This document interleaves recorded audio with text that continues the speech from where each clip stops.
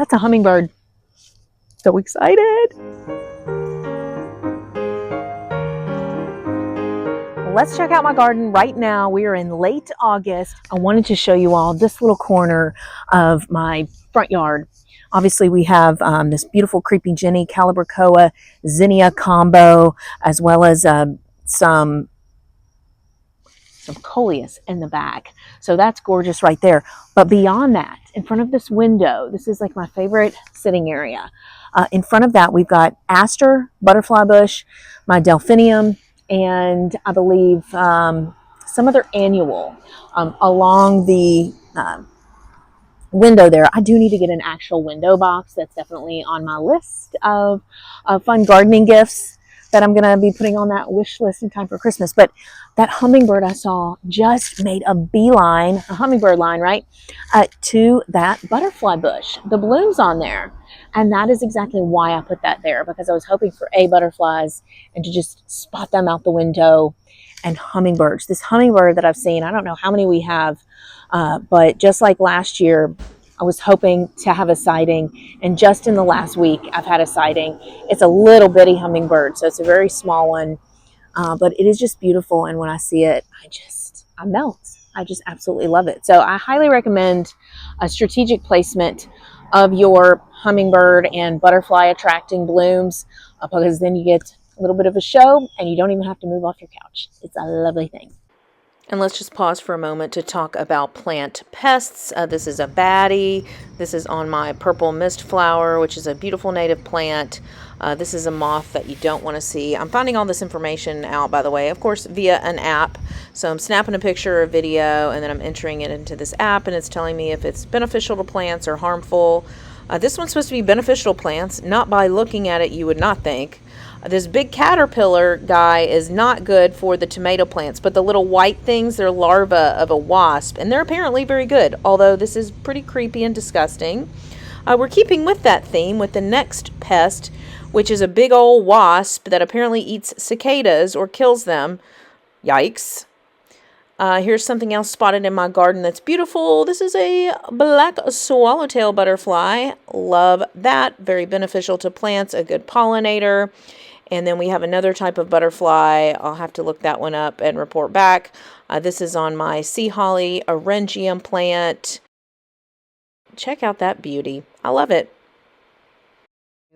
I think we are all looking around in our gardens and assessing how the spring and summer months went. Some of our gardens are looking a little spent, maybe a little dry. Maybe you're seeing a lot of leaf spot, issues with mold resurfacing, depending on, how much rain you've been getting. I know here in 6B, here in Northern Kentucky, we had I would say what was, all in all, a pretty wet summer. I haven't had to water a ton.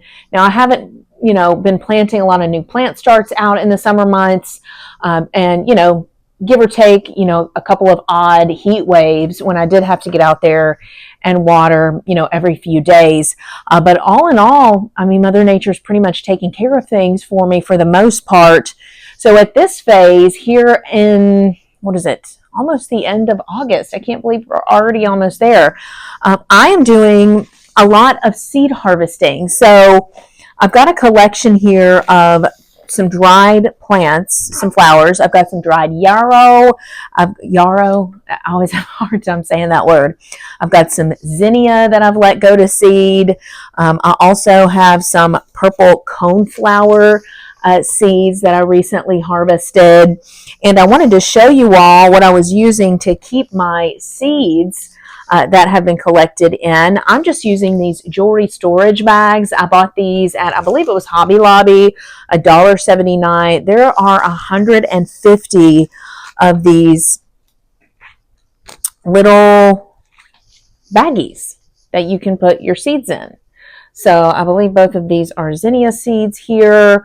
And, it's just a matter of also getting labels. These are just the, Avery brand that I got off of Amazon, some waterproof labels. They say they're waterproof. And then something like a Sharpie, and you just label here. I did include the date. So I harvested these purple coneflower seeds on August 17th. of this year. And yeah, I mean, it's amazing how many seeds will come out. This is just two. These are two coneflower seed heads. Amazing stuff. And I just wanted to show you all what the dried flowers look like. What you should be looking for is pretty spent flower head outside. I mean, I'm talking about coloring that is starting to go brown or a little muted color. You know, the flower will definitely tell you when its life cycle is pretty much spent, and at that point, you know it's going to seed. So sometimes, even if you're a little premature with trying to get the seed out, you can just hang these upside down in something like a plastic baggie or something. I have this interesting little mesh bag. I haven't actually used this yet, but I think this would be great for separating maybe you know, the larger seeds. I think you're going to have a problem with smaller seeds, like this is yarrow, for instance. These are very fine seeds. It's almost like sawdust or something. So, you know, that may not work in this because that would get pretty messy.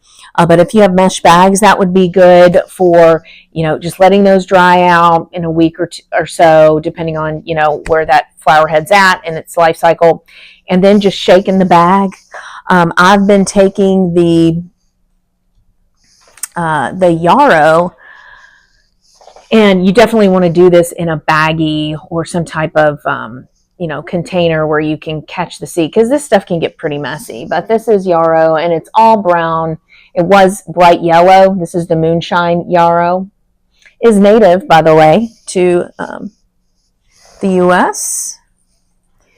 And this is the zinnia, another zinnia. And you can't even really tell what kind of zinnia it was. It was a ballerina, so it was a little bit more yellow on the outside and inside very pink. But this one is definitely ready to harvest. And it's always a good idea when you're doing this to, you know, filter out like pieces of the petal. Like this is something you won't necessarily want to keep with your seed, because over time, you know, if you're planning to plant these or get the seed started in the winter or early spring of next year of 2026, you know, mold and things can grow if you keep that sort of stuff in there. I also have been harvesting some of the seed from a bachelor button. You can see there. So it's been a really fun thing to do, especially when it's super duper hot, which right now we've got a nice, you know, cool spell in the 70s. But when it's really hot, those were the days that I was getting in here and sorting my seed. You very clearly see how these coneflowers are spent. They are raggedy looking, and that means you can keep them actually on the stem, because that can be bird food in the winter. So I'll definitely keep some of those on there. But also know that this is the point where you can cut those and harvest the seed as well. I think we're all kind of just in that transitional time where we're waiting on cooler weather, trying to keep our plants alive. One of those, let me show you here real quick before I go. Okay, so these are my Japanese maples. I'm going to get one of these bad boys in the ground today, because at this point I feel like we're entering into that safe to plant because it's fall time of year. So this one is Inaba Shadere, a lace leaf Japanese maple. Isn't it gorgeous? And it's doing pretty well. It's health. Now this one, on the other hand, this is a, what is it called? Oh, crescent. No, not crescent. It's a red Japanese lace leaf maple. What is it? I hate when this happens. And it happens, and once I stop recording, I'll remember it. This one is not in great shape. It's one of those I got for 20 bucks at Walmart. And I don't know if it just dried out too much or maybe it got too wet, but I think I'm going to get this one in the ground in the front, even though I'm taking a big risk because it really did get fried up towards the end of the summer here in that location and started to do a little bit better, I think, once I got it out here in the shade. But the spot in the front yard is pretty much the only spot. I mean, it's like a prime time spotlight location. I'll do a whole separate video on that. I have another Japanese maple. This one's a blood good, and this one's beautiful. It is going to be big and tall, though, so I'm going to have to find a special spot for it.